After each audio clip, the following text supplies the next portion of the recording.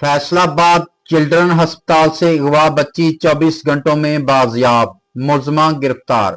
Children अस्पताल से अगवा होने वाली 2 माह की बच्ची जनेशा को फैसलाबाद पुलिस ने 24 घंटों से भी कम वक्त में बाजियाब करा लिया, जबकि वाकये में मुलव्वस मुलजमा हफीजा बीबी को गिरफ्तार कर लिया गया। आरपीओ फैसलाबाद सुहेल अख्तर सखेरा और सीपीओ साहबजादा बिलाल उमर ने प्रेस ब्रीफिंग के दौरान बताया कि बच्ची के अगवा का मुकदमा थाना एयरपोर्ट में दर्ज किया गया था, जिसके बाद पुलिस ने फौरी कार्रवाई करते हुए जदीद टेक्नोलॉजी और पेशा वराना महारत को बरवे कार लाया और बच्ची को बाहिफाजत बाजियाब कर लिया। सीपीओ साहबजादा बिलाल उमर ने कहा कि पुलिस ने जदीद वसाइल के इस्तेमाल से कलील वक्त में मुलजमा तक रिसाई हासिल की, जबकि मजीद तफ्तीश जारी है और अहम हकायक सामने आने पर मीडिया से शेयर किए जाएंगे।